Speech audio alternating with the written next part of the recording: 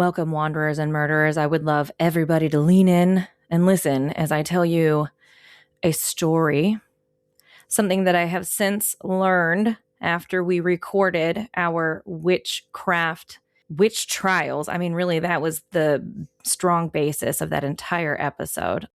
I have since learned some very juicy information about our friend Heinrich Kramer, and I would love to tell you guys this story. I took issue with some of my attitude in our witchcraft episode, and I could tell that I was missing something as I was ranting and raving about how the irony of magic is lost on people and how witchcraft came to be known as the harmful magic. And I was right. I was missing something. The reason it came to be known as the harmful magic is because magic itself was commonplace, everyday, every moment activity that everybody was doing. Everybody back at the time that these witch trials were going on, because let's face it, science hadn't caught up with much of anything. It wasn't necessarily the magic itself that got you in trouble, that got you on trial. It was your own reputation. And again, Mandy did touch on this a little bit. Your reputation and how easily you had people who were willing to turn witness on you for performing harmful magic was really what it came down to in these trials. So, Heinrich Kramer, he was actually a young Catholic demonologist in association with the Catholic Church.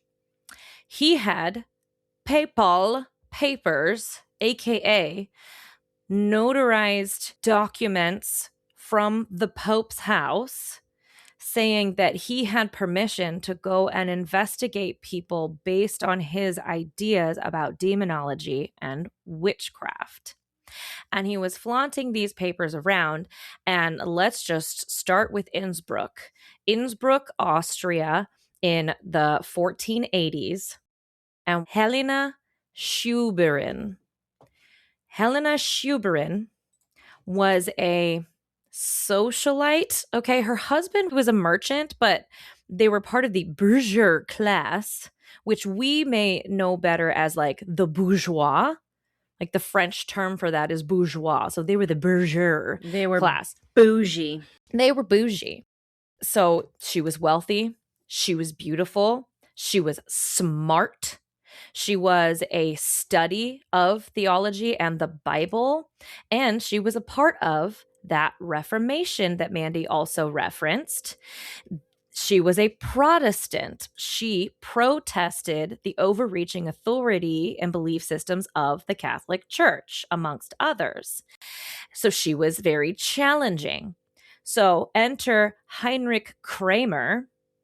He comes into her town and she immediately is like, put, you are a heretic. You're a crazy person. Get out of here. Like right away off the bat. And she doesn't attend any of his sermons. She actively protests. She is an activist. She tells other people, don't go to his sermons. He's a heretic. He's crazed. He probably is possessed by the devil. And she even says certain things to him like, when will the devil freaking take you away already? Which he then twists as meaning like, oh, she's in partnership with the devil. And so anyway, she gets his attention pretty quick. And he's a Catholic monk / demonologist. So he's super celibate. He already has these crazy ideas about women, thinking women are these like sex crazed, perverted. You know how we like to say every accusation is a confession. We already know based on his writings that he hated women, but he was pretty much a young sociopath, serial killer in priest's cloaks, literally. Checks out. Wow. So she's already got a number of women who, for whatever reason, just don't like her. There's a knight who wanted her company and she rejected him, and he was very sad about that. She was already married, and I think her husband really liked her, and we'll get to that later. And this knight went to lunch with her. He was already sick, mind you, but he went to lunch with her and then died, so he must have been poisoned by her.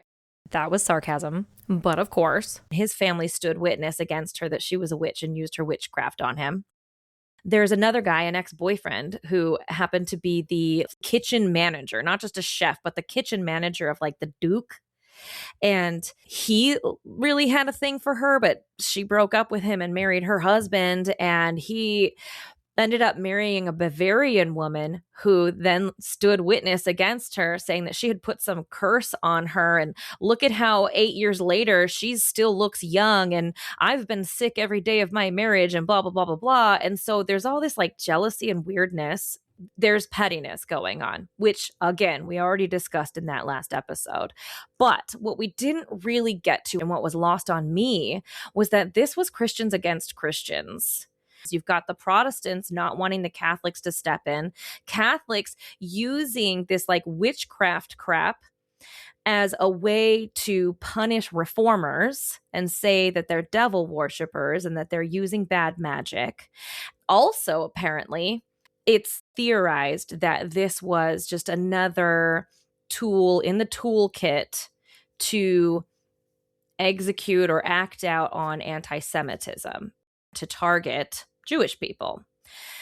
So Helena, she gets herself in the hot seat with her attitude and plenty of people in the town who just don't really like her all that much. Then a slew of other women, let's say a handful of them, who are very loosely connected to her. But there's an inn in town that, for whatever reason, all the people who stayed there got sick. And so, of course, it must have been this woman who was seen like putting a reed down river of the hotel, and she used harmful witchcraft against this hotel. And so it's her. And there was just a number of other women that were harshly accused, and it was then twisted together that they were all a coven and they were all in cahoots with each other. So they go on trial. By the way, the archbishop of this area, of this diocese, the Duke, Lord Duke, the archcommissaire, all of these authorities of the area are not too keen on Heinrich in the first place. But he has these papal papers, and they're not wanting to get in bad graces with the Pope. So they're like, okay, I guess. Ugh. So anyway, trial commences, and the archcommissaire is already kind of like, man, okay, I guess, commence. And he kind of is reluctantly going with the flow. Then Heinrich asks Helena, were you a virgin when you got married? And that's when the whole room is aghast. And they're like, how dare he ask a noble woman such a question? That is such a personal, private matter, and blah, blah, blah. And the guy's like, hold on. The commissaire, he's like, hold on a second. All right, let's take a recess. Where are your arrest charges? Like, where's all your paperwork for all of this? And Heinrich says, okay, let's take a recess and I'll go get all of those. So he didn't have any of that. Well, 3 hours later or whatever, they come back, and all of a sudden, by the way, Helena's husband was not allowed to stand trial and defend her. He was not allowed to be in the courtroom. But they come back, and all of a sudden, this lawyer who is an expert in Catholic law is there. And within an hour of coming back from this recess is like, hey, wait a minute. You didn't rightfully arrest any of these people. You're asking the wrong questioning according to your charges. You didn't do this and that. Hey, this notary on these papal papers are a little fishy. There's a conflict of interest here with you and this notary. And almost immediately gets the case thrown out. And they decide to come back on Monday with a decision over whether or not to proceed or how to proceed. And they arrest Heinrich right then and there. Ooh, I love that. For illegally using the legal system, and they have him arrested. So come Monday, after he gets to sit around in jail for a little bit, they all come back and everybody agrees, yeah, let's throw this case out. Yeah, we're going to drop these charges, but to stay in the good graces of the Pope, we're going to say all of these women need to get a man to sign for their character, something like that. They need a man basically to vouch for them. And the Duke, the Archduke, pays their prison fees. pays Heinrich's expenses that he's racked up since he's gotten there so that Heinrich can like go now. Bye, Felicia. You can leave and we'll just pretend none of this happened. You can leave with your dignity and we'll never mention this. But then Heinrich doesn't leave. He stays, and this archbishop of the diocese of that area, who he's in contact with, the archbishop is writing back to his superiors, and he's complaining about Heinrich. He's like, damn, this guy will not take a hint. I don't know why he's still there and he won't leave. I don't know what's going on. I think this guy is cuckoo. I think this guy is crazy. And then he finally sends like a final letter to Heinrich that's pretty curt. That's just like, look, dude, you need to leave now. Goodbye. The end. And so by this point, because he lingered so long, he's got a really bad reputation around this town now because his nonsense didn't stick. In fact, quite the opposite. He was completely stripped of any authority in the area and told you need to leave. Yeah. But then by the time he finally leaves, now word has gotten back to the Catholic Church, to his superiors, like, look, this guy's nuts. This guy's nuts. So he, after this experience, 1486, forgive me, he goes back to Germany with his tail between his legs. And that's when he starts writing the Malleus Maleficarum. And it takes him 2 years and he gets it printed. And so it's this experience in this town trying to try this woman and these other women, but this woman in particular, Helena Schuberin, and being completely denied of any authority or power. And these men of power sticking up for her. He is just full of all this incel level rage and spite and woman hating. And that's when he writes that book, and it gets pressed and sent around the world. And one of the purposes of the book is that it gave people a way or emboldened them to work around the actual legal systems. And that was part of what it acted in doing, was so that other people who wanted to hold these witch trials could manage to do so without being shooed away by the legal system like he was, is essentially the understanding that I have of it. I get so many chills and feels from that story. I don't know about you guys. I hope I told it well enough for it to have any impact, but we're talking about magic used in Christianity today. And the reason I felt that story was significant is the fact that the last witchcraft episode, I had entirely missed that they really were using magic on a daily basis, and they knew it. That wasn't escaping them, in fact. And so, more discussion after the music. There is a medicine story that tells of Crow's fascination with her own shadow. She kept looking at it, pecking at it until her shadow woke up and became alive. Then Crow's shadow ate her. Crow is dead Crow now. Join us as we attempt to look through the wandering crow's eye to find the gateway to the supernatural, to seek to know the unknowable mysteries of creation. Welcome to the Wandering Crow podcast. Okay, welcome back, wanderers and murderers. This is your host, Abby. This is Mandy. And this is JT. All right, guys, get to it. Well, Okay, the first thing I want to point out before you go, the first thing that I got to point out here is... JT, do it. The thing that you have to understand is who was attacking whom, who was wanting the power, who was trying to prevent from having power. It was the men trying to dominate the women, trying to keep power away from the women. It's blatantly obvious because, this guy was a priest. He was a man that had authority to act for God, and you couldn't do anything unless you had the authority or unless you were a man. Mm-hmm. Right. Yes. But not all men. Where the hell did that lawyer, the expert in Catholic law come from? The husband must have been like, get yo ass over here and save my wife, please. Yep. And then you had those other legal officials, although slowly, they sure took their time to finally put this guy in his place. They ignored their spidey senses about him for a little too long. But I was like, goosebumps. The Duke paying all the women's legal fees and paying all of Heinrich's expenses so that he would freaking leave.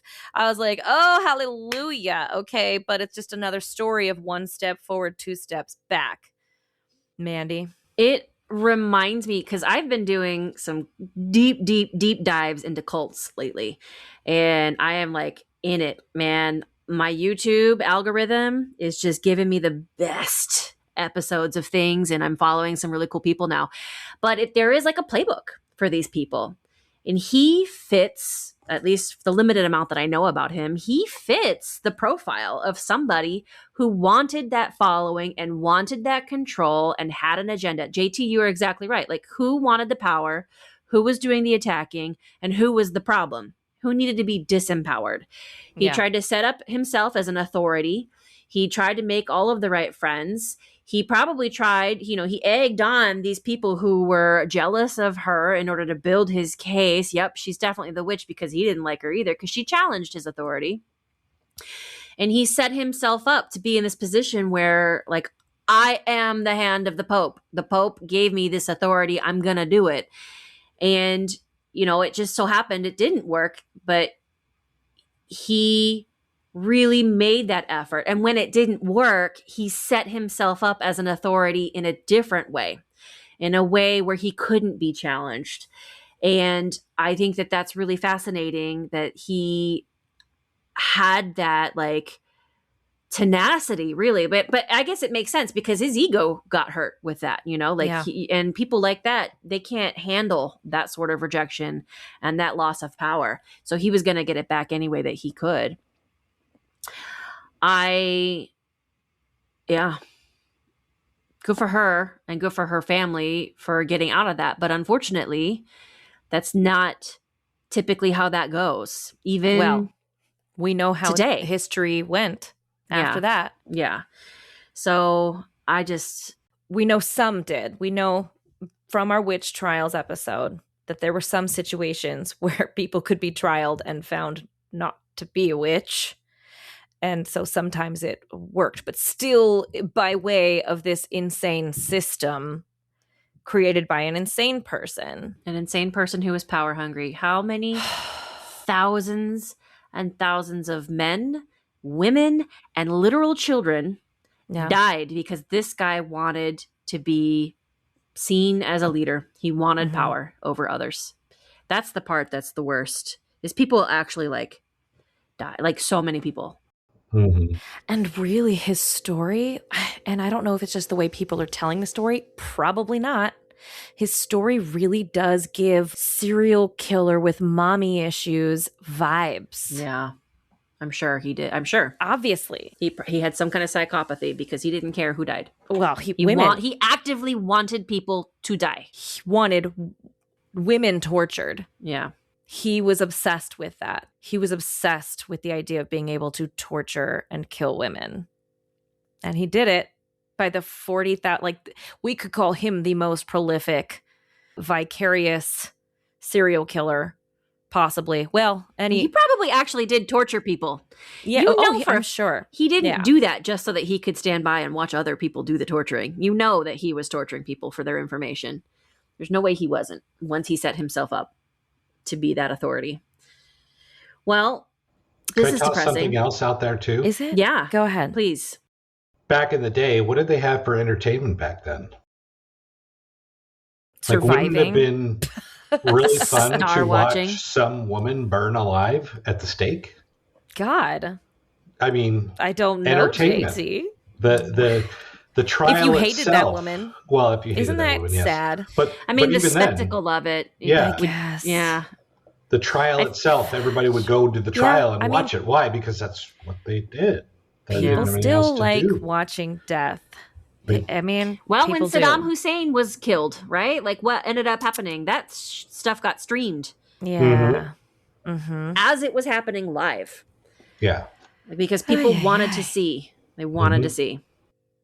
Well, I didn't mean to depress as much as mind blow, because what a crazy origin story. And I did not know that demonology was a product of the Middle Ages, and now that makes total sense. And obviously that's going to be one of the next tangents I go down. As I mentioned briefly in the long intro, thanks for holding in there, everybody. I hope it was a fun story time at least. We're talking about magic against magic, the magic of witchcraft, which is labeled outright, and everybody knows those words: incantation, spells, what else? Rituals, ceremonies, prayers. Like in certain circles, those are called prayers. Intentions, yeah. Setting your intentions. Setting intentions, manifesting yes, your outcome. Yes. That's the more modern lingo, but it's the same thing. It's all the same concept. Channeling, seeing. Yes, channeling, mediumship, like all of that would have been, that's all witchcraft. Like that is all magic. So all of those types of magic under the general understanding and practice as witchcraft. But what of those things, and we pointed out a few in our witchcraft episode, happen routinely, regularly within Christianity? Oh my God. Let's find out what you guys brought to the table today, right after this message about social media. All right. If you like what we do, please like, subscribe, download, comment on, and leave a review. Please, if you can, give us a 5-star rating. This is going to help us to defeat the algorithm. If you have a story that you want to share, you want to comment on something that we've said, or you just want to chat with us, you can reach us in a variety of ways on a variety of social media platforms. If you'd like to do that, you can find our links in all of our show notes. And now back to the show. Okay, we're back. Mandy, you sounded ready to go. Abby, I just want to say, before I do anything else, your lip is amazing. Oh, thank you. What is it? It's like this beautiful, like deep, beautiful, bright red in the center, and it ombres out into like this. Did you do like a lip liner too? Or what is that? That's exactly right. It's my vampire lip. Oh, I love it. It's blood. Yes, it's like a very deep purpley mauvey plum on the outside. I love it. Is it a stain or no? It's a lip. That's cool. It's a lip color, very saturated. I love it. And then the same exact brand in like a super bright red tone. And so yeah, I line the outside with that darker color and then do the inner lip with this red, and it's this like, very like when you started out and you weren't talking, all I saw was this deep mauvey lip, and then you started talking and I was like, oh, look at how beautiful those colors are, so smudged and blended, and it's beautiful, and it's kind of got this matte look. I love it.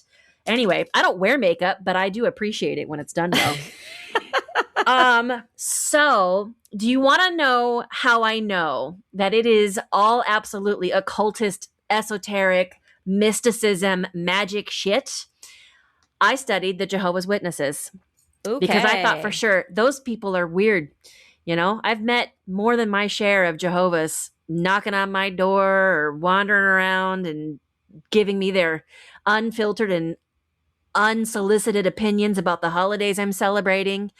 So there's an intensity there, and I thought, them people, they're up to some bullshit. Like, I know that they've got to have some kind of weird occultist mysticism stuff that they're doing in private that they don't tell us about. And they don't. Do tell. What did you learn? Okay, so how do I know that the magic is real? The JWs kind of win my argument for me. It's definitely there. And the JWs see that it's there. And they felt like the Reformation period did not go far enough. The Lutherans and the Protestants did not go far enough in reforming the Word of God and bringing people back into alignment with the Word of God. And so what they do is literally nothing. No crosses, no liturgical outfits for their people who are doing like the worship. They're not even called worships, or they're literally called like meetings. They wear business casual attire. They're not allowed to have, like, there's no mala beads, there's no rosaries, there's none of that stuff, because all of that is a type of idolatry. And in order to keep your relationship with God pure, you have to remove all of that excess nonsense. It's all just so much fluff and glitter, and it actually removes you from the Spirit of God. And so they have meetings. They don't worship. They don't go to do, I don't know, what do we call it when we go to church? I don't remember. Mass? Worship. Yeah, they don't have mass. They don't have worship. It's a meeting. Mass. They literally go to the meeting in their kingdom hall, and any place can be a kingdom hall. Doesn't matter to them. It could be, the gymnasium at the local school if they haven't built themselves a kingdom hall yet. And they study the word of God in this particular form of the Bible that they have felt like is the most accurate and based on their interpretations. So no holidays, because those are based on pagan traditions. Mm-hmm. And they're not for it. Nope. There is weird pagan magic involved in that. Nope. That is not pure. Those are not listed in the Bible as things that we can celebrate. They don't celebrate birthdays. They don't even do really communion except once a year in this special annual assembly that they do. And the only people who actually take communion are people who are anointed. And like, I was like, who is anointed? Who gets to do that? And it's like something that you just know. It's a thing that you just feel like, I am anointed of God. I am one of the 144,000 who's going to ascend to heaven when Armageddon comes. And so that person gets to do communion. But most people are encouraged to kind of sit and wait and simmer and observe and watch the rite happen. It's really the only rite that they do aside from baptism. They baptize when a person is old enough to commit. So it's not something that's done at birth, but the children are raised and indoctrinated, according to ex-JWs, in the faith. And then when they reach a certain age, when they're old enough to really understand what they're agreeing to, they're asked, when you feel you are ready and when you feel you can truly commit to what God is asking for, then you can take communion. And they're actually sat down and they're like interviewed, like, do you understand this? And do you know that? And what do you think about this rule and that rule and this law and God's law and that, or whatever? And if they pass, then they can do communion. So to become a JW actually is like at a minimum, like a 6-month long process where you have to learn the teachings and be able to understand what the religion is before you actually take communion or be baptized, and join the faith.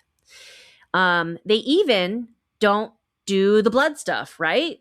And I thought for sure, I was like, okay, because like the communion of Christ. No, they do that, but that's only once a year. What blood stuff? They don't take blood. They don't eat blood. They are not allowed to consume anything that is derived from blood. So no, they're vegetarians? No, they can eat meat. Oh. So it's like keeping kosher or halal. Like there's a special process where you remove the blood from the animal and then the blood has to be managed in a sacred way. So it is kosher. It's basically kosher. Yeah, okay. It's kosher. Okay. It's halal. They can't eat strangled animals and they can't eat blood from anywhere. So no blood sausage, and they can't take blood products. That's one of the biggest things that JWs are known for is they don't take blood transfusions, and actually kids have died because the parents have said, my child will not take blood products. This is our religious right. And there were a bunch of court cases about it, and it was upheld as like a religious freedom. And so children have died. And adults too. Don't get me wrong. Adults have too, but it's messed up when it's a kid. We're especially mad. Yeah. Because they can't consent for themselves. Not really. And they're brainwashed. No, their parents. And they're not able to really think about the consequences. Yeah. So there's a couple places in the Bible, and I thought for sure, this is gotta be derived from a belief in blood magic. Like it has to be, right? And kind of, but not really. So blood is so sacred, it only belongs to God. Once it has left a living body, there is a certain way it has to be disposed of to give it back to God. And only God is able and sanctified enough to use the blood. So the blood has to be like buried in the earth, right? That's what they have to do. And so they're not allowed to take blood products, except they've sort of been getting new revelations. So they have a living doctrine where God talks to the leaders and the elders of the church. Do you know what I'm waiting for you to say? No, I don't know. But they have been able, like, we can get fractionated blood. So, like, we can't actually take blood from a blood donor that's whole blood, but if it's been diluted enough, then you can take it. And JWs take credit for all of the synthetic blood stuff that has been created in science that helps boost up your blood level, your hemoglobin and stuff, so that you can actually survive surgeries and whatnot. Now, the thing is, I always thought that JWs were allowed to use their own blood, because I specifically remember when I worked at the hospital that I worked at, we had JW patients who would donate blood ahead of time so they would be ready to go for their big surgery because they didn't want to die. And I always thought, oh, that's smart. I like that. Yeah. That's a way to get around that, because I always thought that the rule was you couldn't taint your own body with someone else's blood. I thought that that's what the actual rule was, but that's not what it is. It is any blood that leaves the body belongs to God and God alone. And that if you take blood from another being, you are placing yourself on that same level as God, and you are not. That is a sin. It is morally a sin. It is morally wrong. It's not about blood magic or the occult. Like, they are very adamantly denying that in any of the sources I found. But because that source is the same symbolically as life. It is life. It is the source of life. You cannot take that life of another into yourself. Okay. But just a few days ago, while I was doing my research, they had a revelation from God, or whatever they call it. There's a different word that they use. And God now says that they're allowed to use their own blood. No. And JWs are pissed around the world, because this has been a big deal, and a lot of people know people who have fucking died. Yeah. Jeez. And the leadership refuses to apologize. Not only did they say an apology isn't necessary because this is the living and evolving word of God, stuff happens. Then they also have tried to gatekeep and said, well, if you remember, we have said in previous things and in this publication and that publication that it was always kind of a gray area.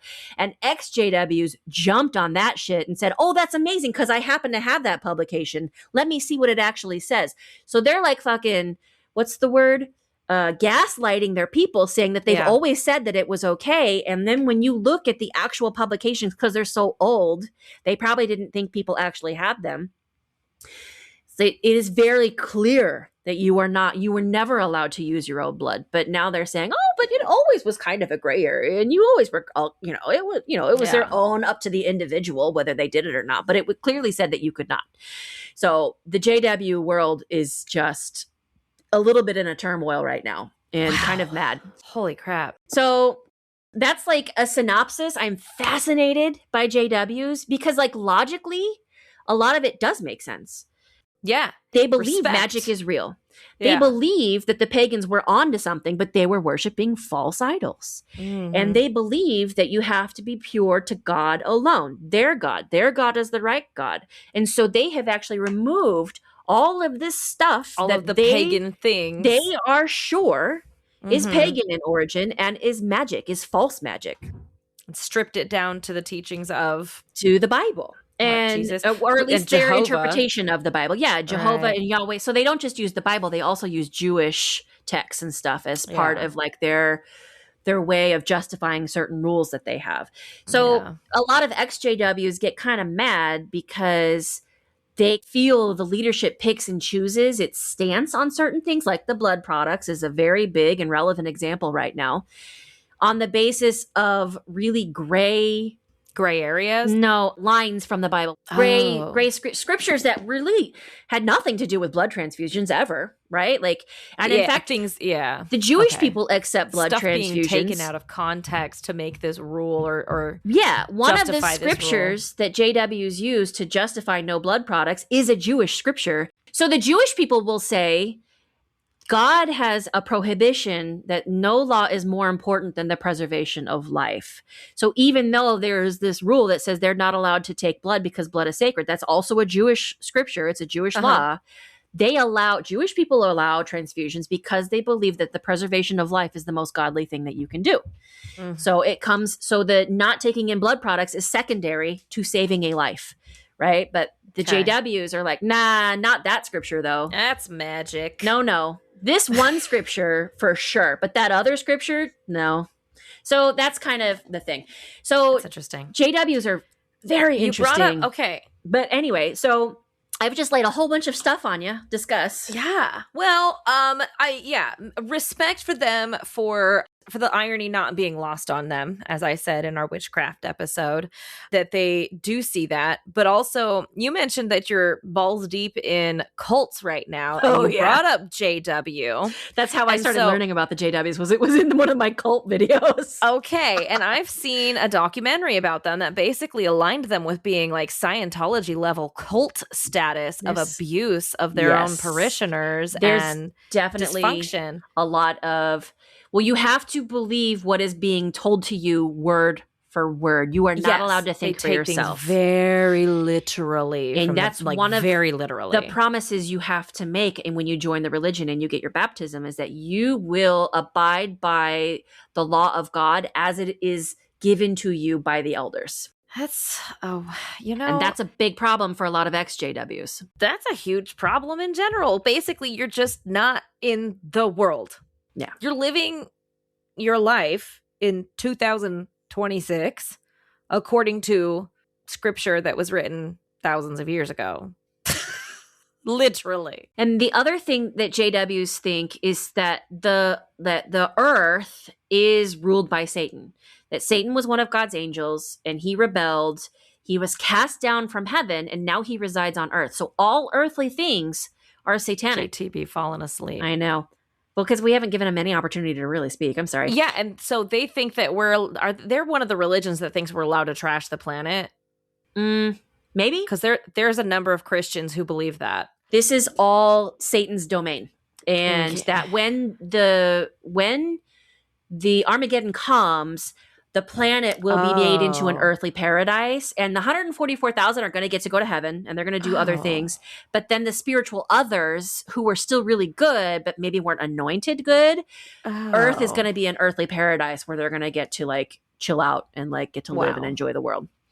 But anyway, JT, what did you study, JT, and what do you think of JWs? Well, what do you think about these Jehovah's Witnesses? Does any of it like strike a chord with you and your own experience, or is it all just tell us what's going through your sleepy little brain over there? I didn't really know a whole lot about Jehovah's Witnesses up until this point because I just kind of ignored them because they did similar things to Mormons as far as proselyting and trying to increase. I knew about the 144,000. I thought, man, that's kind of selective.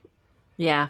There's already 144,000 of them. Who else gets to go to heaven then? Like they've already been chosen. Well, not all Jehovah's Witnesses get to be the 144,000. Right. That's like the cream of the crop. I've heard rumors that they expanded that amount. I don't know. As far as like, do they not have any other than baptism? Do they not have any other rituals or any other? No, not that I could find. Even the upper echelon? Well, if they do, it's not discussed because, the elders are a world unto themselves. So what is known by the average JW is what is released to them by the elders. So I don't know. And there are JWs, and there's a special type of JW who's like basically a full-time employee of the church who lives in this special, and they're not kingdom halls. Like they live in the buildings and they're like clerks and they like file the paperwork and they do certain things and whatever. But for the most part, most JWs are like out in the world doing their thing. And they have to go to like 3 meetings a week, and their proselytizers who go door to door are called pioneers. And there's levels, and they're like publishers. There's like pioneer publisher. And then, so they go out and they give the publications and their little brochures to people to try to tell them about like how great it is to be a Jehovah's Witness. And, hey, we want to like save your soul or whatever. That's the other thing. They don't believe that the human soul is necessarily eternal. When we die, we die. There is no hell. And right now, any soul that has died thus far is just waiting for the return of God to earth to raise them up from like their non-existence or whatever and bring them to a place where they can have eternal heaven. And any soul that was like a sinner and didn't accept, the JW belief system just ceases to exist. There is no hell. This is hell. We are in it. This is the domain of Satan. So all the non-believers are just atheists. Like they just are what they always were. They just die to blackness. They die to blackness. Yeah, because and Jehovah's Witnesses refuse to believe that any other Christian organization are actually Christian. Every other Christian is doing it wrong. We're the only ones who are right. That's what the JWs think. Yeah, well. It's fascinating. It's really interesting. And are they special in that way? Huh? No. What did you say? Are they special in that way? No. Lots of Christians. There's a lot of saying, parallels. JT? There's a lot of parallels with Mormonism there. And the way that I got into JWs is I had been on the Mormon deep dive with this ex-Mormon girl, and she actually had an ex-JW guy on our channel. And I was like, oh, this is so interesting. And then they were like talking about the similarities and stuff between their faiths. And then I started watching his channel, and then I started deep diving into other JW stuff. So here we are. Yeah. Tell us, JT, what are the similarities? Well, the similarities are, Mormons don't necessarily believe in hell. Oh. I did not know that. I didn't know that either. Their heaven is broken up into 3 different levels, or they call them degrees. The lowest is where the bad people go. But it's still not going to be bad. It's just going to be like the earth, but really, really, really nice. No wars, no famine. It's just going to be really nice. And then above that is the next level. And they talk about the likeness of it, like the stars, the moon, and the sun. So like the second level is like brightness of the moon. Then the top level is the ultimate glory where you're living with God.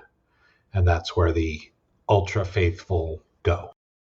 And then they get to make their own universes. Yeah. And millions of spirit babies. And then if they deny Christ, such as Judas did when he sold his, soul for silver, that's called outer darkness. And you're totally separated from the presence of God. That's actually sad.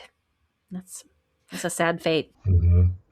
Because everybody else, even though they're in those 3 degrees, still have the ability to be visited from God and interact from God. But the only way to live with God is to get to the highest glory degree level. Is it too much if I call that complete arrogance to assume that we could know that much about the afterlife? That there are all these little tiers and level to it, and then there's like an outer verse of it for all the like people. It's in the Bible. Is it in the Bible though? It is, yes. In the Mormon Bible, I suppose. In the Bible.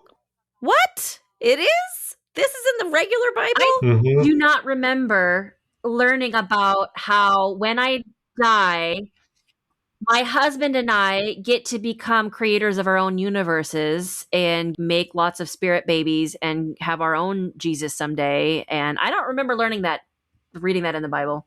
That's not in the Bible, but the 3 degrees of glory are in the Bible where they liken it to the sun, the moon, and the stars. Do you know what's fascinating about that? The 3 degrees reminds me of the 3 levels of where I can go when I journey. Exactly. Oh. It's amazing.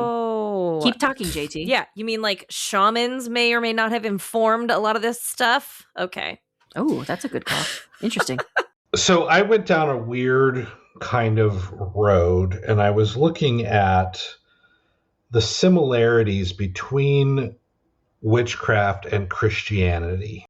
And I took that and kind of twisted it more to like the similarities of Magick and the LDS faith. When the LDS faith was created, there was a lot of magical practice at the time. And Christians would practice this form of magic. Now, the thing that I don't want to do is have people think that we are ridiculing Christianity or the beliefs or anything like that, because these are just people's beliefs. This is, I agree with you. And that's not the point. The point is to show people where they're being blind. Yes. For me, like you want to vilify people for doing magic, but that's literally what your religion is based on. Right. Whether you believe you're doing magic or not. And that's another part of the reason why I wanted to open with that story, was because in the witchcraft episode, I do feel like I was like, "Grr, you Christians." But it was lost on me that it was Christians doing this to Christians, and that most of these women who died were Christians, if not all of them. It was actually about control. So I wanted to soften and bring that balance back in. Yes. Thank you, JT. In my dive, there was this part of it where there was magic that's integrated into many non-Abrahamic traditions, and we're not really going there. But, in the Greek, Roman, Egyptian, there were rituals, incantations, amulets, divination, all of those same things in those religions, in Hinduism and Buddhism and all that, Islam. So this idea of magic is not exclusive to witchcraft. It's not exclusive to, and even when we were talking about, even when I was researching the witch hunts from ancient times around Egypt, where they would throw somebody in the river, and if they drowned, they were a witch, and if they weren't, they were practicing. The only reason we knew that witches existed back then is because of the practices that they had to protect themselves from witches. That protection was magic as well. So I went in and I wanted to make a distinction of one word. And there's a word in Christianity, and it's ordinance. You guys familiar with that word? No, sir. I've heard it.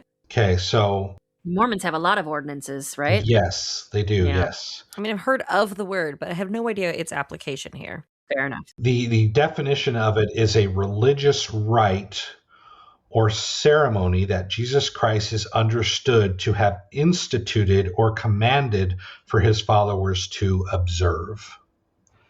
So there's some people out there that think ordnance, they think, they're military, they're thinking bombs and, weapons and things like that. Oh, weapons. Oh, I was thinking like HOAs and like community ordinances. Yeah, ordinance as in the weapon. Yeah. So, okay. But ordinance in Christianity is more of a ritual or a set way of doing something. So like if you're going to brew a potion, for a specific reason, you have to do it in a specific way. Well, that's the same thing in religion. When you have a baptism, it's an ordinance. It's done in the same way with an intent and a purpose. So even down to the clothes that the practitioner is wearing. Right. That is very occulty. Yeah. So, I mean, baptism is, a one-time public declaration of faith, symbolizing death to sin, burial with Christ, and resurrection to a new life. That is and can you not sense the magic in that? Like, are you you're trying to make yourself reborn as a better person? I have a hot take on that. Okay. And Abby and I sort of started discussing it, and then I don't know what happened. I was like, is JT mad right now? I'm going to bounce from this conversation. We decided to stop having the discussion. And JT is like, well, you two obviously don't know a lot about baptism. No, he was going to school us. Is he messing with me? What is this? He was trying to say we're dumb, and he's going to tell us. I come to my phone, and there's 132 text messages, and I'm like, what the hell is going on here?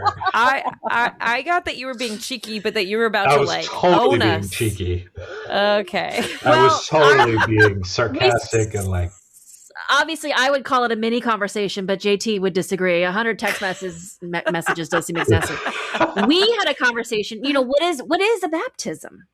It is washing away the sin and being born again into a sin-free existence and being able to make it into heaven, right? But who's heaven?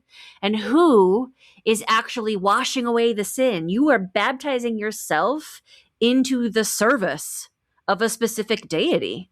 You are agreeing to the terms of their conditions in order to have the afterlife that this deity is promising you.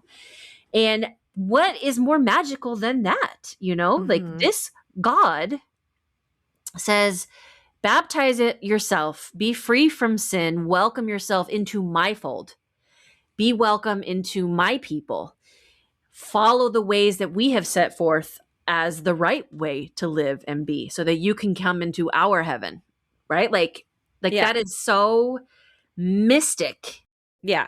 You're going into a covenant with God, right? Yeah. Like it's all a part of this covenant with God, which is what our witches are doing. They're joining into a covenant, a partnership with the God that comes to them and chooses them, usually. Or the Often. duet of gods, like whatever it is that they're believing in. God or goddesses. So JT, these ordinances, I'd love to hear more about them, but they all smack to me of these are the requirements set forward by this particular deity that I have chosen to live my life in service to. And it's so like indoctrinated, into us from the time that we're very, very little, even us, Abby, even though you and Cameron didn't really have a religion. I was baptized as a Catholic, and I remember getting dragged around to a lot of different kinds of churches. We were definitely Christian. I mean, we were still there at all the same churches, but we weren't baptized Catholic the moment we were born because our parents lived in Florida where our grandparents were, and they were very much, she was very Catholic. And Mom had pretty much decided she was done with that. But like, we're so indoctrinated to see that as normal, and it's not. And we are so indoctrinated to see that particular rite as being just a normal phase of life and milestone. When we see witches and pagans doing similar kinds of rites, declaring themselves in the service of whatever deity they have chosen, oh my God, it's satanic. Yeah. That's unacceptable what they're doing. But anyway, JT, are we Shanghaiing your thing? No. Okay. No, it's just building upon it. Oh, perfect. Oh, great. Okay, so Mandy, do you remember what our discussion was? I feel like I said it. What else? Well, you haven't said the word. What? You compared baptism to a binding spell. Oh, I forgot that I said that. Yeah. You're binding yourself. Yeah. Okay. So a binding spell is in witchcraft or magic, whatever. There's a lot of different occult practices that have binding spells, but it essentially is the magic act of binding a person or an entity or two people together or whatever. Like it's named so, binding. And so our discussion kind of evolved into this and so babies are being you're doing a binding spell on a baby who isn't even consenting. You're doing this magical spell on your child, binding them to your God, making that decision for them. And yes, out loud, what this child is going through constantly is actually indoctrination. But then there's that magic act of it too. Mm-hmm. From when you are a little baby, you're bound to this God through the magic act of baptism. Do you understand why the Catholics baptize as a baby? Tell us. Go for it. It's because they believe that when you are born, you're automatically born with the sin of Adam for eating the fruit. My instinct when you mentioned that it was to wash away your previous sins and make you born again, I was like, but you were just born. So does that mean that they believe in reincarnation? But really what you're saying is they're all born of sin, the sins of Adam and Eve. Do you know what you might be able to describe that as? A blood curse that is carried forth in every generation that follows. But put on humanity by this God. Yeah, because he was mad by they this didn't sweet, follow the rules. Precious God. Yeah. Sorry. So it kind of also puts forth the stigma that having sex and creating a baby is a sin. Oh, yeah. Dang. And to wash away that sin from the baby, you have to baptize it. Now, like you said, Jehovah's Witnesses don't do that. Mormons don't do that. If I remember right, Jehovah's feel like a child is born free of sin.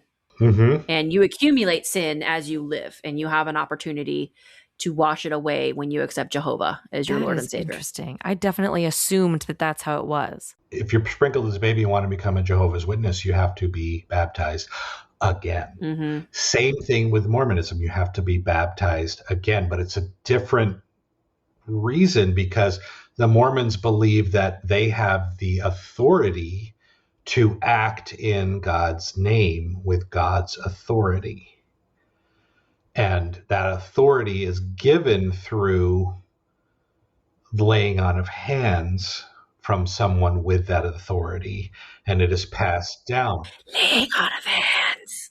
You bruja. So, real quick, before we move on from baptism, there's something else too that kind of perpetuates as you go through life. You've heard of communion or sacrament or the Last Supper.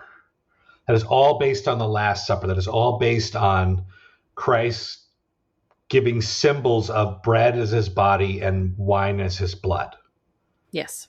For Mormons, that's something that's practiced weekly as a weekly reminder of your baptismal covenants. That was also my experience when we were in the Lutheran church and also when we were in a Catholic church. Weekly. Yeah. And there comes in the word covenant. Yep. Your covenant with God. So the word covenant. Yes, please go. No, are you done? I'm so sad that we cut you off all the time, JT.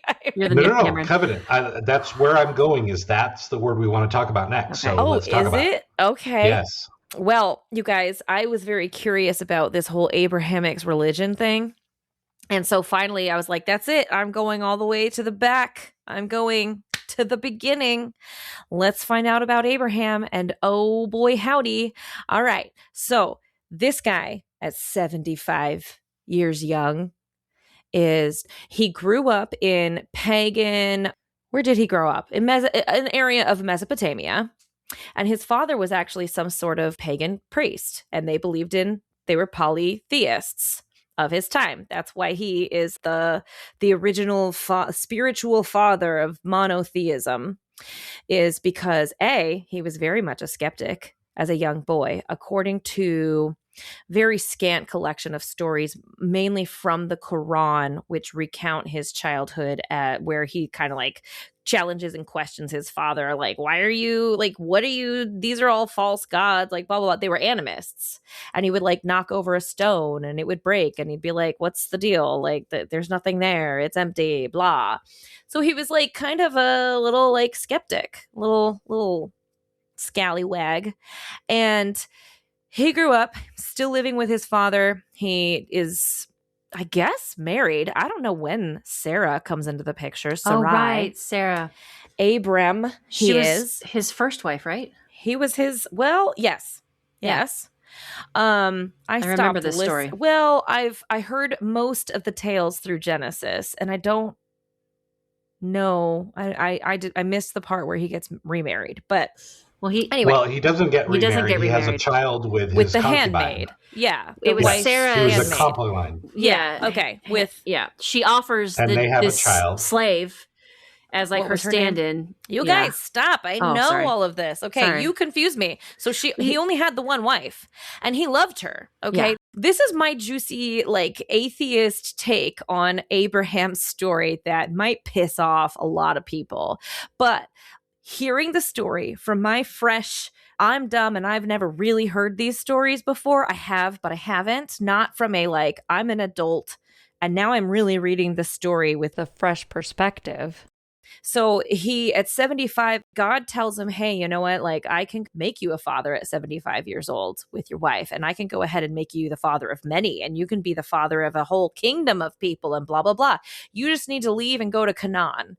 And it's kind of like a desert wasteland. You need to go to the middle of nowhere and start from scratch. You need to suffer, basically, is what God says. And he's like, okay. And he goes and he digs a well and plants a tree and starts to build this paradise out in the middle of nowhere. Well, it gets so bad there that they end up having to go to Egypt. And he says, okay, look, this Pharaoh, like, he is going to want you. You're beautiful. And chances are, because I'm your husband, he'll just kill me to get to you. So let's do this. Let's pretend you're my sister. And then we'll go into town and just tell him this story. And then there's like all of this transactional, like they just glaze over it. But basically the Pharaoh does seduce his wife. And he's like, thank you, sir, for a great time with your sister. And bestows upon him all these gifts and livestock and all these nice little treasures. And then to compensate for Sarai's suffering, God inflicts all these plagues on that city. And the Pharaoh's like, hey, what's going on here? And he figures them out and runs them out of town. Okay, so right away, I'm like, dude, either he was like, pretend you're my sister and then sold her to the Pharaoh, or he was like, okay, pretend you're my sister. Let's go scam this guy. And they're out there swingers doing their thing, living their best lives. Okay, first of all, in the stories, his god that visits him and talks to him is referred to by a couple of different names. Now, they're all very generic, like just the god or the god of the land or my father's god. Is always like a different name for him, which I'm like, how is that a monotheist, everybody? Like, what's going on here? But anyway, I digress. Then you got all these stories. Time goes by, and he's like, I thought you were gonna give me a son. And God's like, I will, I promise. It'll happen. Sarai goes, well, hey, you know what? Maybe we can have a baby through the handmaid. Like, let's do a surrogate. And this was actually a legal and common practice at the time. In fact, Abraham owned a lot of slaves. And so she gives him the handmaid. She does conceive. And they have, is it Ishmael?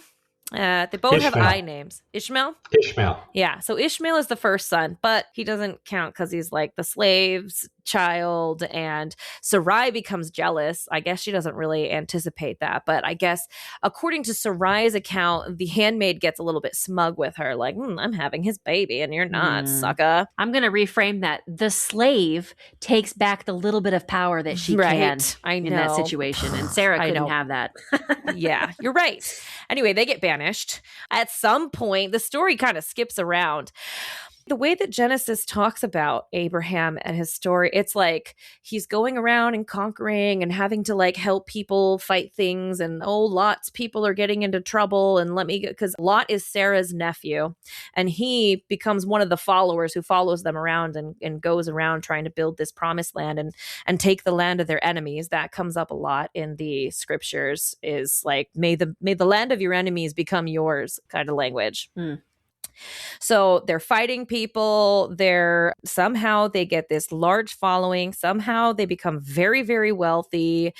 On more than one occasion, he has her lie and say she's his sister. And I can't remember the other story other than the Pharaoh one, but Covenant.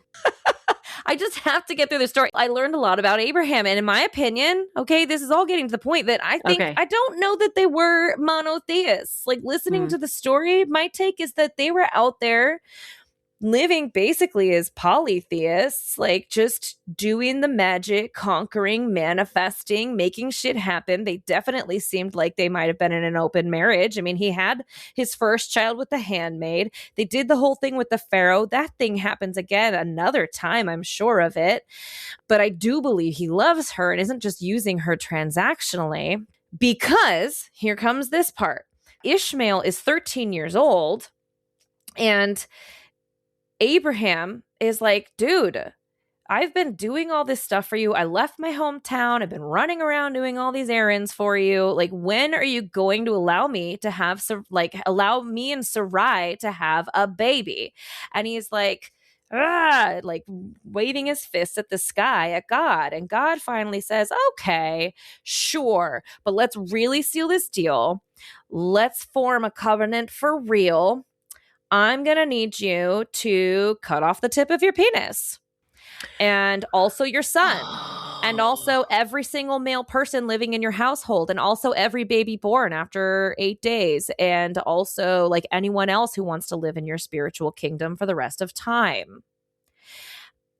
I need this blood sacrifice. I need this flesh. I want you to have my mark on you. I want every man to have my mark. And Like, I need this flesh sacrifice. And so that day, he's like, okay. And he cuts off the tip of his penis, and he cuts off the tip of 13-year-old Ishmael's penis, and he goes around and cuts off all the tips of his slaves' penises so that he can have his baby. And, well, he does. They end up having Isaac, finally, after he circumcises himself and everybody else around him. And that is, ladies and gentlemen, I mean, that's sex magic, that's blood magic, like that's all of them rolled into one. And is it not harmful? I mean, he went around and did that to everybody in his house. I can't even imagine what that was like. What were these slaves doing? How willingly did that all go down? I mean, did he have a cult of person? He also sounds like another cult leader. Yes. Like, did they all believe him? Yeah, he had yeah.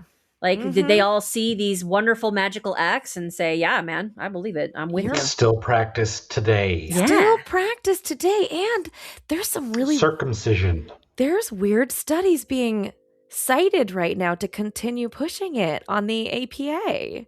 It's more sanitary. Supposedly. You will not get a yeast infection if you're a man if you have a circumcision. That is truth. Well, truth. I mean, that's my truth, but whatever. That's what I've heard. If you're uncircumcised, you're more likely to get a yeast infection. If you don't learn proper hygiene. Exactly. Yeah.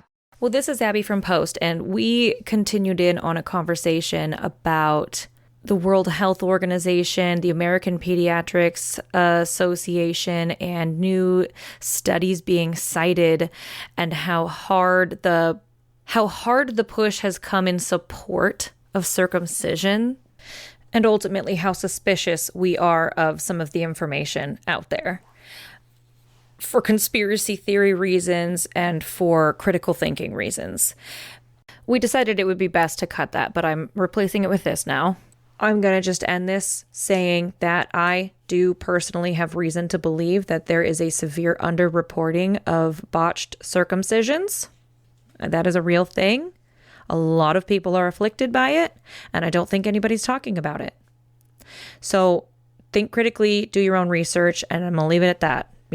It's a very personal family decision, even though I think we would all cringe at the idea of genital mutilation in other countries, but nobody bats an eye at this.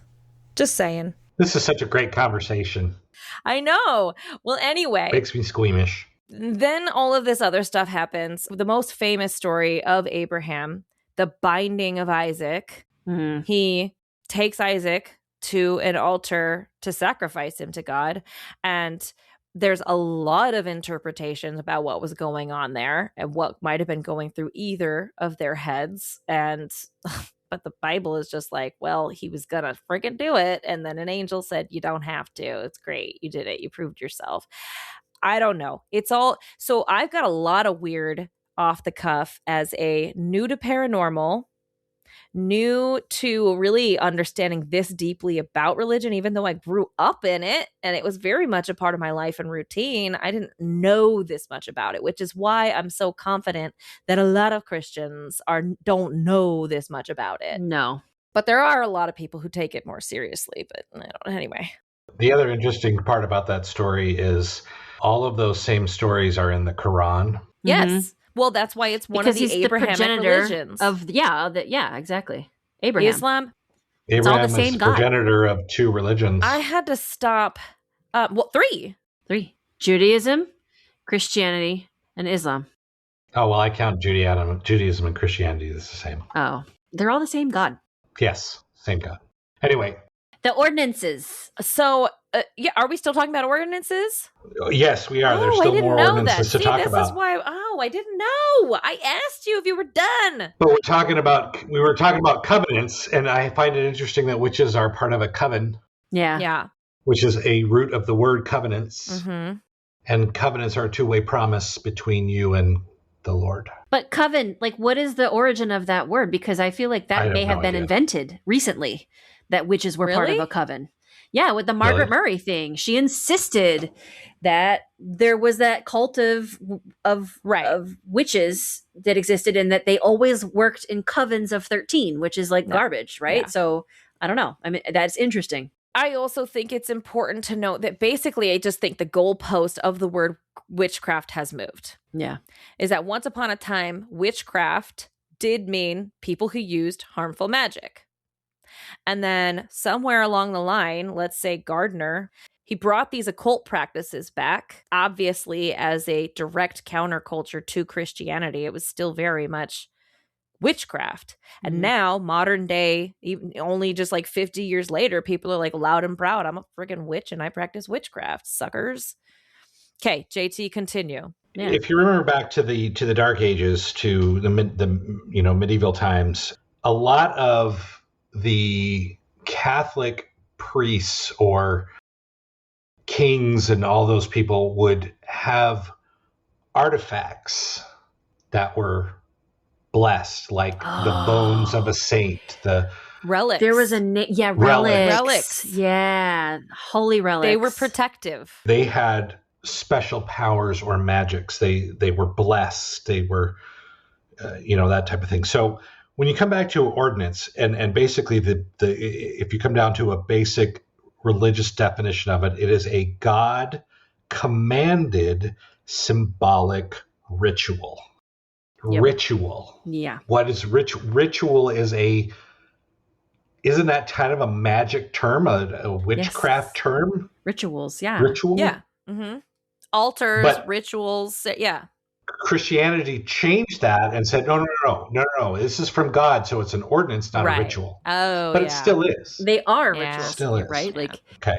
So from there, I'm gonna leapfrog a little bit, because there was a lot of similarities between Magick and the origins of the LDS religion. I've heard some things, but I'm going to let you talk about it. Okay. So in that time, in 19th century, American folklore, there was a lot of magic around. There was a lot of people that practiced magic. There was cunning traditions, scurrying, ritual practices, and scurrying or scrying? No, scrying. Sorry, okay. Scrying. SCRYING. Scrying. Scurrying through the woods. Yeah. Well, I mean, these guys would scurry around the earth. Yeah. Yes, I know. I got the visuals. They're in their little cloaks in the forest, scurrying. Joseph Smith and his family and their upbringing in rural New England or upstate New York, there was a lot of folk magic common in the area. And when I say folk magic, I mean things like seer stones. It is a well-documented thing that Joseph Smith had a seer stone that he would put into a hat and he would use to look for buried treasure. It's my most favorite South Park episode. What is a seer stone? Asking for a friend. Seer stones were used for scrying, gazing into crystals or rocks. Okay. To see visions or locate lost items or find buried treasure. So it's like putting a specific crystal on your forehead for your third eye chakra kind of like thing. That's one of the ways, but there's also hag stones, which I feel like was what he was using, where it's a stone that has a hole naturally carved through the middle of it. And so you look through it and it's supposed to give you access to the other worlds and see things in the alternate reality. And what? I don't know exactly if that's what he had, but that's what's been depicted. He just had a rock in a hat. Yeah. Your face, JT. I love it. I never heard like anything specific. So there's a specific description of a specific piece called the Urim and Thummim. That when I was growing up in the Mormon religion, we learned about this, and it was affixed to an old breastplate, if you will. So if you think of Native American breastplate. Yeah, with the beadwork and all that beautiful. Uh-huh. Yeah. And it was affixed to that, and it was kind of like a pair of glasses that you would put on, and you could see visions. So the whole story of Joseph Smith and him translating the Book of Mormon wasn't necessarily, and I'm putting air quotes, translated. It was he watched the scenes and described them as they were going on, and then he had a scribe write it all down. Okay. But he would put his face into a hat. If you want to understand, I highly recommend watching the South Park episode because they reenact it. And I was like, oh, okay, now I get it. This is what was happening. Awesome. Well, so he was in like a weird trance in his hat. Okay. Can I interrupt right now? Does that not sound like magic to you? It's definitely magic. Like magic. 100. Totally, 100%. But this is where I'm like, I have a weird take on this whole Abraham thing. It sounds to me, okay, if we may, Aleister Crowley, he's the one who heard, like, there was two things. I think there was an entity in like the corner of the room giving him directions, but he also sometimes he would go into a trance and then his wife would channel this like divine messaging and he would like write that down. There was something about his wife channeling stuff too. And he would write down what she was channeling, and he would also write down whatever this creature in the corner was telling him. And through the whole story of Abraham and him like having these discussions with his God and hearing his God and having the angel tell him like, okay, just kidding, you don't have to kill your son. Just kidding. I was just like, dude, this is the thing in the corner telling Aleister Crowley like what to write. Yeah. This is an entity. This is in all of our paranormal episodes. Let me just bring this back to the paranormal. These things need you to give them attention for strength. And he's got this thing in his ear telling him, go get more followers. Go tell people to believe only in me. No more division of love. Stop believing and giving your power and energy to these other gods. Me. And very successfully, this happened for him.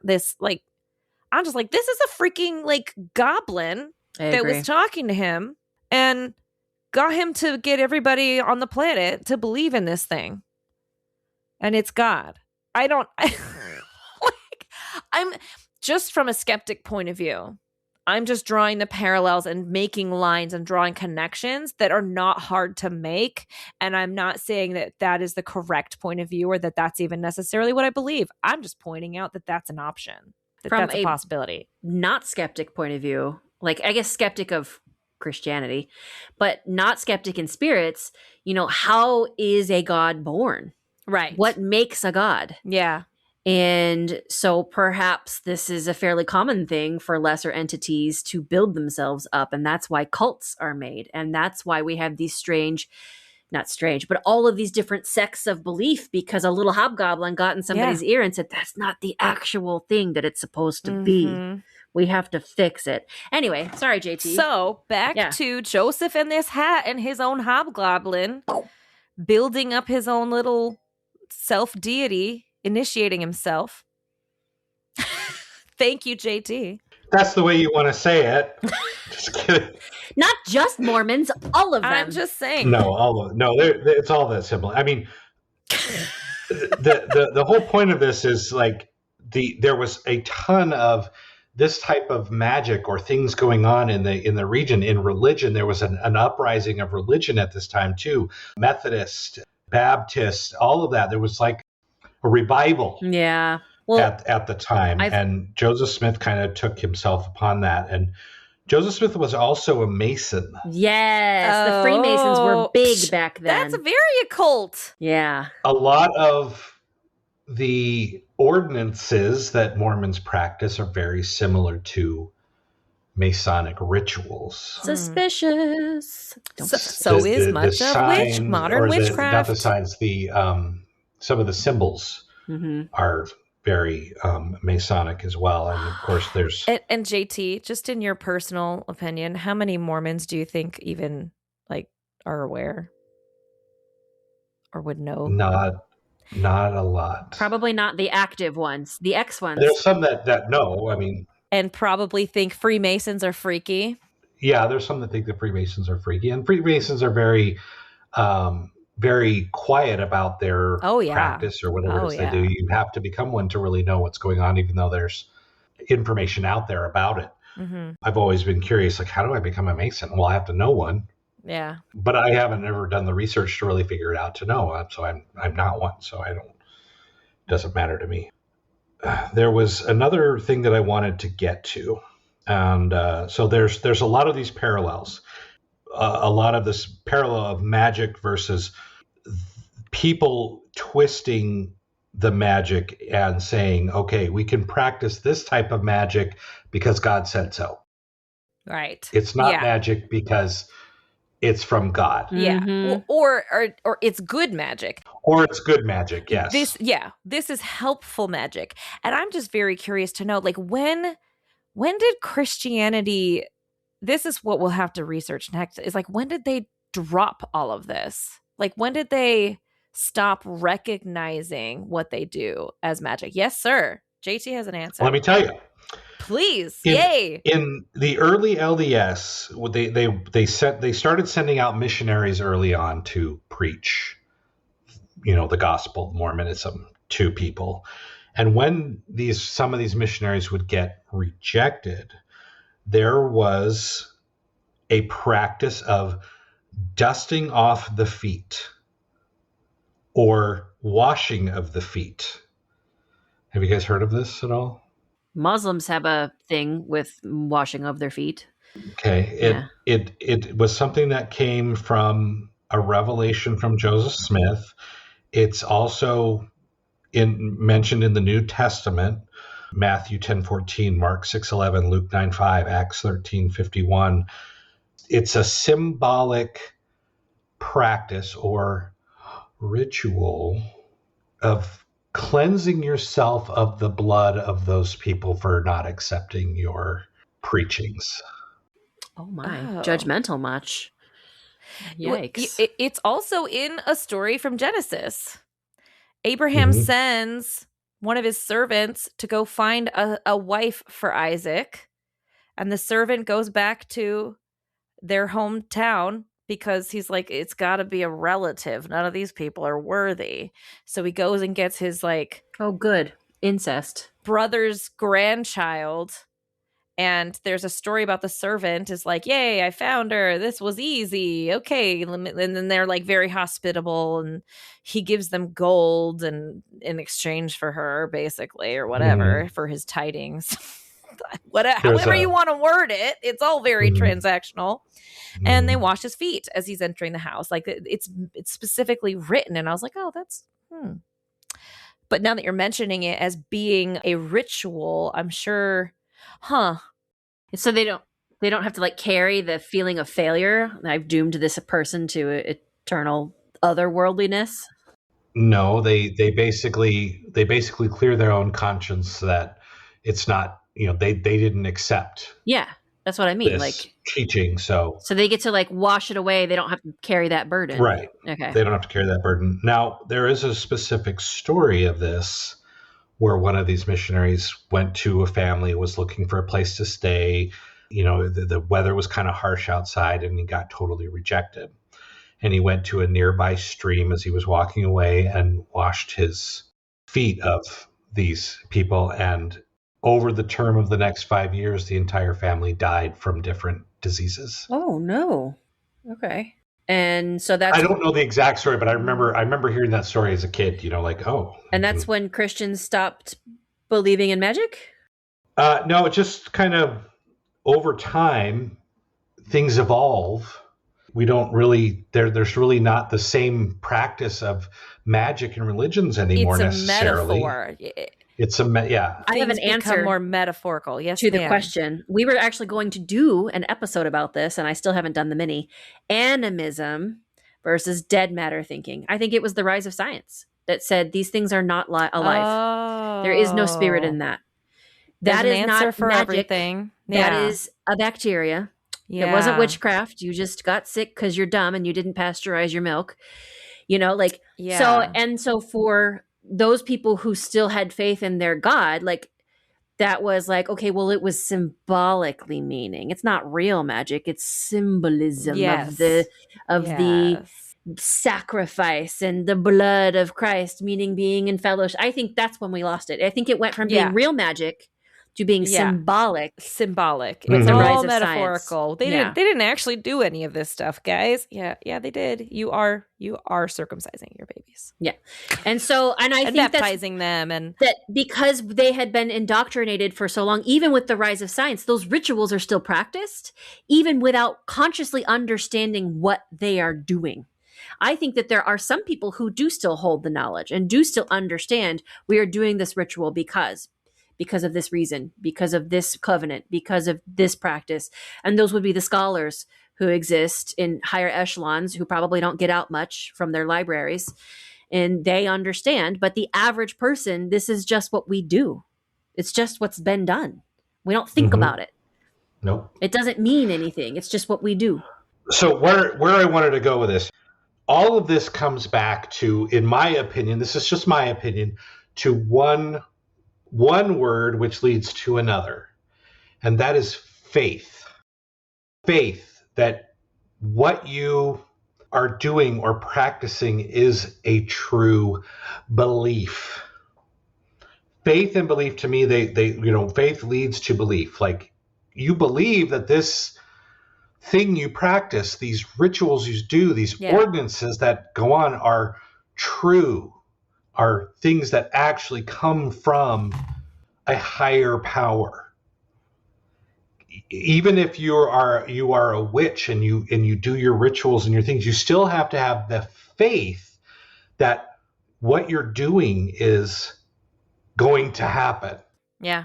And I find it very interesting that in the first world, in our world, and I say first world nations, like nations that don't have the basic issues to worry about, like where's my next meal coming from, a lot of this weird and things with politics and what's happening around the world has to do with faith. There's a lack of faith. To me, like, there was a lot more faith back in the day when this type of stuff was actually really practiced, and we've lost that along the way because we've lost that faith that, you're really going to see something when you look into a hat with a rock in it. It's that intuition. It's that third eye. Yeah, you have to be open to the idea of seeing something. This is very much, it's Mandy. It's her animism versus materialism. It's me being like a very comfortable 15-year atheist and going, all right, I'm going to be a psychic. I'm going to open my third eye. I'm going to delete my paranormal indifference and start paying attention to everything that's going on and thin that veil with my belief. And so I 100% believe in and agree with what you're saying, that to some extent you need to be open in the first place. And that faith is kind of that openness, that surrender to something could happen. Yes. Local reality isn't real. That was what happened to me when I saw a little girl in my dining room. I had just read the book called Zapped by Bo Berman, and I had just read the words like local reality isn't real, quantum mechanics, the observer effect, reality collapses without a human conscious observer there. And I'm like, oh, this is why deities need people to believe in them and call to them, because their reality collapses when there's no consciousness to call upon. Oh my God, guys, I'm fully in it. Okay. Like, do you hear what I just said? That observer effect stuff is wild. Yeah. Yeah, it's really wild. I love. You know what's interesting about that to me? Like, we didn't even talk about prayer. Yeah. Right. Yeah. We didn't even go there. Like, that's a whole practice that parallels. A prayer is basically a spell. It's the purest magic. Incantation. Yeah. You're saying it based on that faith. Yeah. And an invocation, calling on God. Yeah. Yep. So, Lord, hear our prayers. Yep. The last time I went to a Catholic church, they ended every single prayer with Lord, hear our prayer. Which sounds a lot to me like an invocation. So I guess the point is, and kind of what we were trying to do with this episode, or at least in my mind, We were trying to show people that, hey, magic, witchcraft, religion, it's all the same thing. It's just different names. It's different ways of going about it. It's justifying that it's good versus evil. Right. Which it can be used in both ways with both things. Yes. Witchcraft can be used for good or evil. Religion and the practices can be used for good or evil. And has been. Depending on who is using it. It seems like it's an equal measure of people who are in the occult or people who are Christian or even like Hindu who are creating cults. You know, like they twist the belief in such a way, they make it work for them and they elevate themselves above others. And so like, it doesn't matter. You don't need to vilify the occult because it's going to lead to some crazy, weird murdering of people. Like we have enough of that in Christianity and any of the other religions. Save your hatred for the real enemy. And the real enemy is the bad doer, is the evil doer, the person who wants control. Right. Nobody listening to this show you're none of you babies, none of our wanderers, none of our murderers. Okay. So we're sorry if we're bringing any negativity. When I listen back to the witchcraft, I'm like, yikes. Okay. I'm sorry if I got a little too negative there sometimes. Okay. So yes, we're trying to balance it. Okay. 100%. I've had conversations. I've had dear friends, family members in my life who were devout, totally unbroken, unscathable, unshakable Christians, and were just the best people ever. It's true. It happens. Okay. There are people out there practicing occult things who are total weirdos and aren't doing very much good with it. There's people out there practicing occult things, trying so hard to make the world a better place. Same thing in Christianity. We all know within Catholicism, Christianity, there's been some bad actors. Okay. It's there. The scandals are there, loud and proud, or unproud. And that's it. Everybody wake up. Like we're all just trying to get through this life in a way that resonates and moves us and makes us our best version of ourselves. And hopefully we get to whatever the hell that astral end results in peace. I think. Yeah. That's what I think justifies us having these weird theological discussions on a paranormal show like this, is because it's all quite paranormal. It's all related. It is paranormal. It is all related. That's the part that kills me about some of these very ultra religious people is they're like, well, my God is the right God and he's the one and blah, blah, blah, blah, blah. But get your magic out of here. None of that other stuff is real. And don't want to believe that's an unsolved mystery. Like how can you believe in an invisible man who lives in the sky who's going to take you to this other realm of existence after you die and not believe that magic is possible? Because the Bible told me so. It just like, friend. The Bible said so. And you're like, I'm telling you to find something else to tell me. Yeah. Don't pick and choose your magical thinking. I'm not going to pull some book about witchcraft and be like, look, here's the proof that this is all real. Exactly. Ever. Could never do that. I will never say, look, it's real and I can prove it. Ever. Please, let's all just reach for that amount of humility. Yep. It all comes back to faith, and I'd like to end with this. Yes, sir. Faith is the spark or enabling power that turns a mere gesture or words into something transcendent. Amen. Peace be with you. And peace be with you, you're all supposed to say. I know. Also, the last church I went into, there was it was a Catholic church, and there was like pictures of like things being slaughtered all over the ceilings. Yeah, it was really creepy. The blood magic is big, and it was a wedding, and like all throughout the wedding, it was, please everybody raise your hands like Nazis, and let's all like pray that they will have 1 billion babies for God. I forgot. I was like, I am so uncomfortable. Anyway, thank you, JT, for that was lovely. Just for a moment, you landed us on a really nice note, and I stole it away. You guys, this was a good episode. Huh? What'd you say? I said you can always cut that part. It's true. The part where I steal it away? Yeah, exactly. Okay. You guys want me to? Because I'm just joking. It's I'm funny. just joking. It's just a joke. I'll cut it and move it to right time. before you land us there. I'll talk about my slaughter in the Catholic house, and then we'll cut to your little bit. All right, Wanderers. Thank you. Shaking her head. Why? Yes, Mandy. She's like, I just want to stop talking and go to bed. All right, Wanderers, Murderers. The next episode is going to be about the Alaskan Triangle. Ooh. Yeah, getting back to the paranormal. I'm excited about that one. It's going to be a good one. Thank you so much for sticking in there. This is going to be a long one. This has been another episode of The Wandering Crow.